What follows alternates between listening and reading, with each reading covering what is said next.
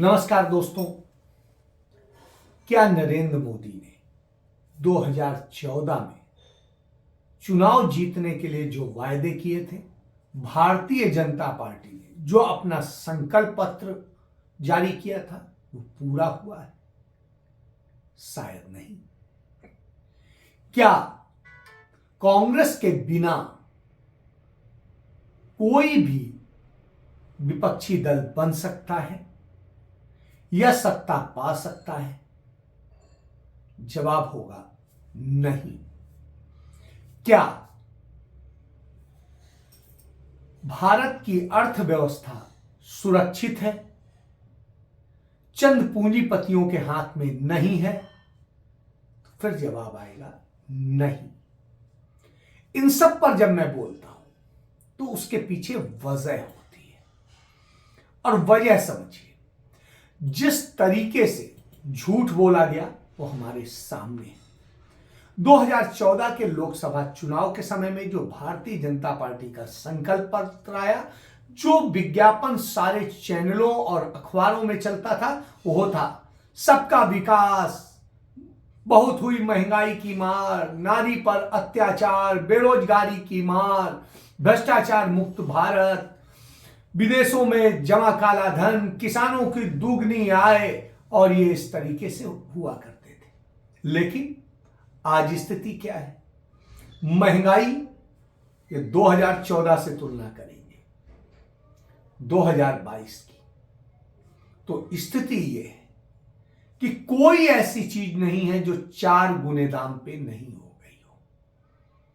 छोड़िए, जिस तरीके से कहते थे सबका विकास, तो सिर्फ विकास किसका हो रहा है? अदानी का, अंबानी का। और जब अंबानी का मैं कहता हूं तो एक खबर जान लीजिए। मुकेश अंबानी ने आज ही एक चॉकलेट बनाने की कंपनी भी कब्जा कर ली है। उसका 51% शेयर खरीद लिया है लोटस का, और चॉकलेट भी बनाएंगे। तो आप समझिए, उनकी चॉकलेट खाइए और मस्त रहिए। संचार में वो कूदे।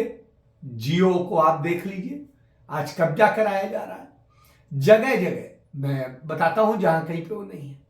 केबल ऑपरेटर्स से कहा जा रहा है अपनी लाइन को अंडरग्राउंड करके डालिए। क्या उनकी क्षमता है डालने की?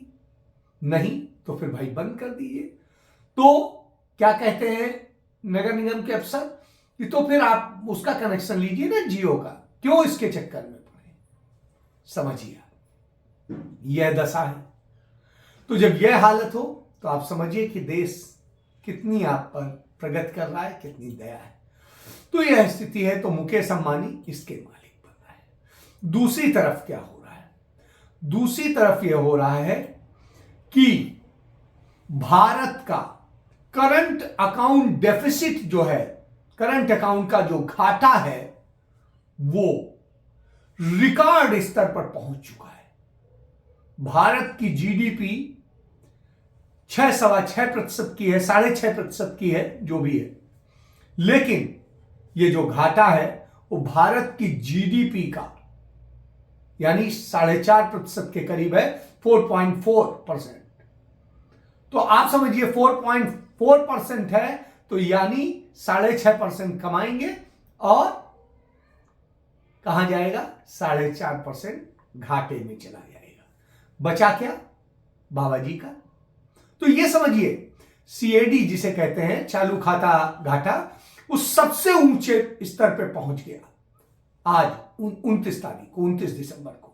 जो रिजर्व बैंक ऑफ इंडिया ने आंकड़े जारी किए उसके मुताबिक कि लगातार जिस तरीके से वित्तीय घाटा बढ़ रहा है, जिस तरीके से करंट अकाउंट घाटा बढ़ रहा है, सारी चीजें बढ़ रही हैं, व्यापार घाटा बढ़ रहा है, और देश की अर्थव्यवस्था गर्त में जा रही हो, उस स्थिति में आप क्या कहेंगे? तो आप मान लीजिए कि नरेंद्र मोदी ने जो आपसे वायदे किए थे, वास्तव में वो झूठ पर टिके हुए थे और झूठ ही बोलते थे। आपसे पैसा लूटने का दर बन गया है। महंगाई के जरिए आपसे लूटा जा रहा है, टैक्सेस के जरिए आपसे लूटा जा रहा है, और तमाम सेस लगा के लूटा जा रहा है जिनका आपको पता नहीं चल पाता है। तो इस तरह की स्थिति है।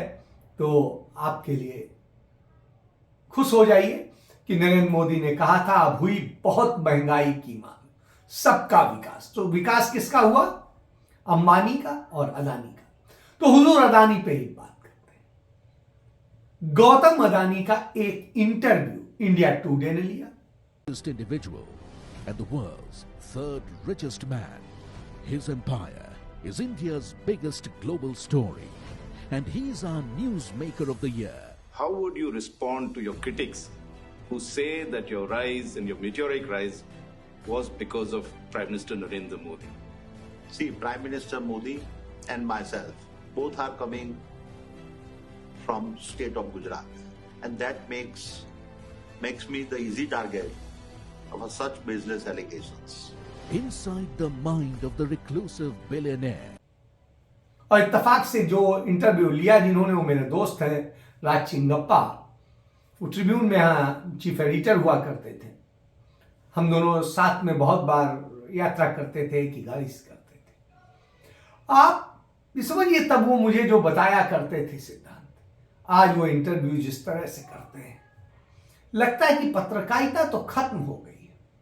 इंटरव्यू में कोई बुराई नहीं है, इंटरव्यू करना चाहिए, बनता है, लेकिन वैसे इंटरव्यू हो रहा था वो जैसे मोदी का इंटरव्यू अक्षय कुमार ले रहे थे, कि आप आम काट के खाते हैं या चूस के खाते हैं या कैसे खाते हैं। तो आप समझिए, इंटरव्यू कम था, गौतम अदानी का स्पष्टीकरण ज्यादा था और स्क्रिप्टेड था, टेलीप्रॉम्प्टर पर चल रहा था। आप समझिए कि जो लिखा आ रहा है, जो सवाल आ रहे हैं वो पढ़ दे रहे हैं और वो पढ़ दे रहे हैं, दोनों की स्थिति ये थी। तो उस स्थिति में आप समझते कि हालात ये है कि हमारे देश में अब पत्रकारिता का मतलब, जो बड़े संस्थान वो दलाली हो गए हैं। मैं तो आज कहता हूं वो छोटे छोटे पत्रकार और वो सब जो हैं ज्यादा अच्छे हैं, ज्यादा ईमानदार हैं इन दलालों से। तो ये समझिए, उनके अंदर नैतिकता आज भी है। यहां तो नैतिकता भी खो बैठे और सब कुछ भूल गए। जो पत्रकारिता की दुहाई दिया करते थे, एथिक्स की दुहाई दिया करते थे, वो भूल गए। किसी ने बात नहीं की कि वरुण गांधी ने कितनी बड़ी बात कही। मैं न कांग्रेस के खिलाफ हूं, न पंडित नेहरू के खिलाफ हूं। हमारे देश की राजनीति, हमारे देश को जोड़ने की राजनीति होनी चाहिए, ना कि गृह युद्ध पैदा करने की राजनीति। आज जो लोग केवल धर्म के और जाति के नाम पे वोट ले रहे हैं, उनसे हम ये प्रश्न तो पूछें कि रोजगार, शिक्षा, चिकित्सा, हमको राजनीति नहीं करनी है जो लोगों को दबाए। हमको राजनीति करनी है जो लोगों को उठाए। ताकत वो नहीं होती जो लोगों को दबाने के लिए इस्तेमाल की जाती है। ताकत वो होती है जो लोगों को उठाने के लिए इस्तेमाल होती है। किसान इस समय कितने बड़े संकट में है। कोई टीवी चैनल दिखाने को तैयार नहीं, कोई अखबार लिखने को तैयार नहीं। केवल क्या लिख रहे हैं? हिंदू मुस्लिम, जाति पाति, तोते के तरह। भाई को बांटो, भाई को काटो। ये राजनीति हम होने नहीं देंगे। जो काम अंग्रेजों का हो रहा था, हमको नीचे बिठाने का जानवर की तरह, कब तक ये काम चलता रहेगा? वरुण गांधी कहता है नेता वो होना चाहिए जो गरीब जनता को अपने कंधे पे श्रवण कुमार के तरह उठा के चले, ना कि अपने जूते पर बिठाए। अपनी आवाज उठाओ। अगर वरुण गांधी के खिलाफ आवाज उठाना है, आपका स्वागत है, उठाओ। लेकिन आवाज को अपने मेरे भाई शांत मत होने दो। अगर मौन हो जाओगे तो ये भारत का लोकतंत्र मौन हो जाएगा। अगर चुप हो जाओगे कि मैं चुप क्यों रहूं, पद जाता है तो जाए, ये वैसे ही शब्द हैं जैसे सतपाल मलिक ने कहा था, जो राज्यपाल थे, कि जाता है राज्यपाल की कुर्सी तो जाए, लेकिन मैं किसानों से, अपने लोगों से धोखा नहीं दे सकता। और उन्होंने छोड़ दिया। आज भी वो कह रहे हैं कि विपक्ष को एक होके खड़ा होना चाहिए, लेकिन विपक्ष में वैसे लोग भी मौजूद हैं। अखिलेश यादव कहते हैं, भावना से, हमारी भावना उनके यात्रा से है, हमें कोई इनविटेशन नहीं मिला। हमारी पार्टी का सिद्धांत अलग है। भारतीय जनता पार्टी और कांग्रेस कि हम भारत जोड़ो यात्रा में क्यों जाएं, हमारे और उनके बिल्कुल वो अलग हैं, और वो उसको लेकर भी कहते हैं। तो साहब, इस तरह की स्थितियां हो गई हैं, वो क्या समझाएंगे, क्या बताएंगे? वो जात की राजनीति करते हैं, वो कैसे आ सकते हैं भारत जोड़ो यात्रा में? तो कोई जात की राजनीति करता है वो डरता है, कोई धर्म की राजनीति करता है तो वो डरता है, और जो सबकी राजनीति करता होगा वही आएगा, बाकी तो नहीं आ पाएगा, क्योंकि उसको डर लगेगा। तो आप समझिए इस बात को। और इसी बात को लेकर के जो बात कही शरद पवार ने, वो बहुत बड़ी चीज है। पुणे में आयोजित कार्यक्रम में एनसीपी चीफ शरद पवार ने भी शिरकत की। उन्होंने कांग्रेस कार्यकर्ताओं को संबोधित करते हुए देश के लिए कांग्रेस के योगदान को याद किया। इसके साथ ही उन्होंने कहा कि कांग्रेस मुक्त भारत कभी भी संभव नहीं है, क्योंकि कोई भी पार्टी की विचारधारा और योगदान को नजरअंदाज नहीं कर सकता। शरद पवार ने बीजेपी का नाम लिए बिना कहा कि कुछ लोग कांग्रेस मुक्त भारत की मांग कर रहे हैं, लेकिन देश को कांग्रेस मुक्त नहीं बनाया जा सकता, क्योंकि इसके योगदान और विचारधारा को नजरअंदाज नहीं किया जा सकता। ये संभव नहीं है। तो इतनी बड़ी बात उन्होंने कही, और उन्होंने इसको लेकर के कहा कि कांग्रेस के ही साथ मिलकर के कोई लड़ाई लड़ी जा सकती है, अन्यथा हर लड़ाई बेकार है, और कांग्रेस की आवश्यकता है देश को। तो यह आप समझिए। और कांग्रेस जो है इंडिया का कंसेप्ट है, और इंडिया कांग्रेस, ये गलत नहीं है, इंडिया का कंसेप्ट है कांग्रेस, तो आप समझिए बिल्कुल सही है, क्योंकि सभी धर्म, सभी जातियों, सभी वर्गों, सभी क्षेत्रों, पूरे गणराज्य के हर व्यक्ति की, हर उसकी भावना का सम्मान करना, यही तो कांग्रेस है और यही भारत है। तो स्वाभाविक सी कि उसको आपको पालन करना पड़ेगा, और जो करेगा वही है। लेकिन होता क्या है, कोई सीबीआई से डर जाता है, कोई ईडी से डर जाता है, कोई इनकम टैक्स से डर जाता है। तो ऐसे डरे हुए लोग जो भ्रष्टाचार में अकंठ डूबे हैं, जिनके घर में आज जो कुछ है भ्रष्टाचार के बूते हैं, वो लोग डर के ही बात करेंगे ना। वो भारत जोड़ो यात्रा में कैसे आ सकते हैं, कैसे सपोर्ट कर सकते हैं? आप समझिए, यह अपने आप में एक बड़ा संदेश है। राहुल गांधी लड़ रहे हैं, मुद्दे के लिए लड़ रहे हैं, झूठ चारों तरफ से फैलाया जा रहा है, वो किया जा रहा है, और तो और छोड़िए आप, उनकी सुरक्षा को लेकर के किस तरह जब बात करते हैं, कांग्रेस के लोगों ने मुद्दा उठाया कि किस तरीके से राहुल गांधी की सुरक्षा में ब्रीच हुआ, वीडियो उसका दिया सबूत के तौर पे। उस स्थिति में सीआरपीएफ कहती है कि राहुल गांधी ने 2020 से लेकर अब तक 113 बार सुरक्षा मानकों का उल्लंघन किया है। तो हुजूर आप क्या कर रहे थे? और ये तब से वो 113 बार कर चुके, तो 113 बार में कितने बार आपने चिट्ठी लिखी? अब जब उन्होंने आपकी पोल खोल दी तो साहब बचाव में आप आ गए, ये लिख रहे हैं क्योंकि मोदी जी जो है अमित शाह नाराज ना हो जाए। तो यह स्थिति है। उधर कोरोना का संकट डाला जा रहा है, सब कुछ डाला जा रहा है। इतना डर गए हैं नेता भारत जोड़ो यात्रा से, पहली बार देख रहा हूं। तो इतना डरा हुआ व्यक्ति कौन होगा? वही होता है जो झूठा होता है, मक्कार होता है, जिसने चुनाव में वायदे तो बहुत किए थे। चंडीगढ़ बहुत सुरक्षित माना जाता है, महिलाओं के लिए, बच्चों के लिए, सबके लिए। लेकिन चंडीगढ़ में हिमाचल की एक लड़की से गैंगरेप होता है, चंडीगढ़ जिसमें गैंगरेप जैसी कोई घटना होती ही नहीं थी। अब आप समझिए, और यदि कभी ऐसा कोई घटना हुई, हालांकि हुई नहीं है, पिछले 20 साल से मैं भी हूं, ये तो सीधे मोदी और अमित शाह के अंडर में, फिर यह स्थिति हो रही है। तो न नारी सुरक्षित है, न व्यक्ति सुरक्षित है, न विकास सुरक्षित है।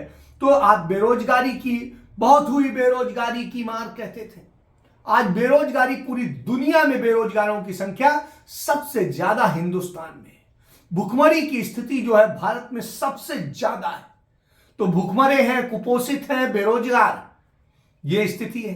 भ्रष्टाचार मुक्त भारत की बात करते थे, और भ्रष्टाचार आज चरम पर, जहां रिश्वत के नाम पे 100 रुपया लगते थे, आज वहां 2000 रुपया लगते हैं। तो आप समझिए, 1000 का नोट तो खत्म हो चुका है, तो सीधे 2000, 500 और फिर 2000, और 500 रुपया चपरासी ले लेता है। तो यह स्थिति है, आप समझिए। और विदेशों से काला धन लाने की बात करते थे, काला धन तो आया नहीं, उल्टा इस देश का काला धन जो था वो सफेद हो गया, और जिन बैंकों में, स्विस बैंकों में जमा था, वो जमा 4 गुना बढ़ गई 2014 के मुकाबले, 4 गुना। तो आप समझिए, कोविड के दिनों में जब हर कोई चंद पैसों के लिए परेशान था, आमदनी के लिए परेशान था, तब नरेंद्र मोदी के मित्र अदानी अंबानी दिन दूना रात चौगुना लगातार वृद्धि करते जा रहे थे। तो यह स्थिति है। जिस तरीके से हिंदू मुस्लिम सबको बांटने का, किस तरीके से जातियों को तोड़ने का, और सांप्रदायिकता, जातिवाद, सबको चरम पर लाने का, हिंसा बढ़ाने का, ये सारे काम हुए। दंगों के, ऐतिहासिक रूप से दंगे सबसे ज्यादा हो गए। मजदूरों के आत्महत्या करने के मामले सबसे ज्यादा ही नहीं हो गए, डबल से भी ज्यादा हो गए। तो स्थिति ये है कि आप समझिए, जहां 15,000 2014 में मजदूरों की आत्महत्या के मामले थे साल भर में, वो स्थिति है 45,000 के ऊपर हो गए। ये स्थिति है। सीए, एनआरसी और समान नागरिक संहिता करके किस तरीके से शोषण किया जा रहा है, किस तरीके से एक धर्म विशेष के लोगों को डराने की कोशिश हो रही है, और ये डर ही आपको खत्म करने वाला है। तो आप समझिए कि जिस तरह का आप भारत बनाने की कोशिश कर रहे हैं, उससे स्थितियां बनेंगी नहीं बल्कि बिगड़ेंगी। इसलिए आपको सावधान होना चाहिए, क्योंकि ब्रह्मोस मिसाइल बना करके, सुखोई से सफल परीक्षण करा करके आप कोई बहुत बड़ा काम नहीं कर ले रहे। ये स्थितियां क्यों आ रही कि इतना पैसा इस पर खर्च किया जाए? सीमित संसाधन होने चाहिए, सीमित उस पर खर्च होना चाहिए। लेकिन आप जब कट्टरपंथी सरकार बनाएंगे और कट्टरपंथी स्थितियां चलेंगी, तब तो यही होगा।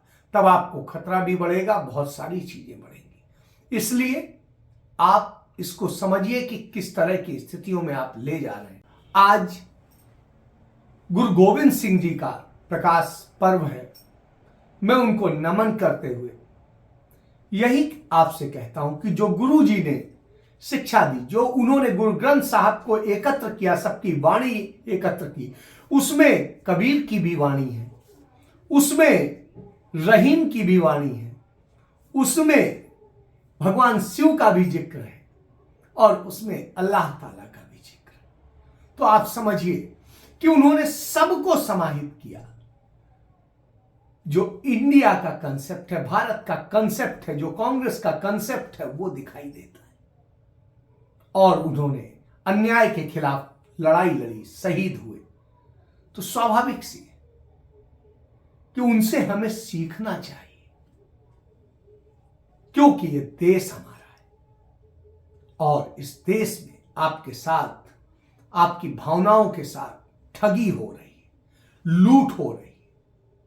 और ऐसी स्थिति में हमें यदि बचाना है, अपने बच्चों का भविष्य बचाना है, अपना भविष्य बचाना है, तो सच को पहचानना होगा, जानना होगा, नहीं तो बर्बादी तय है।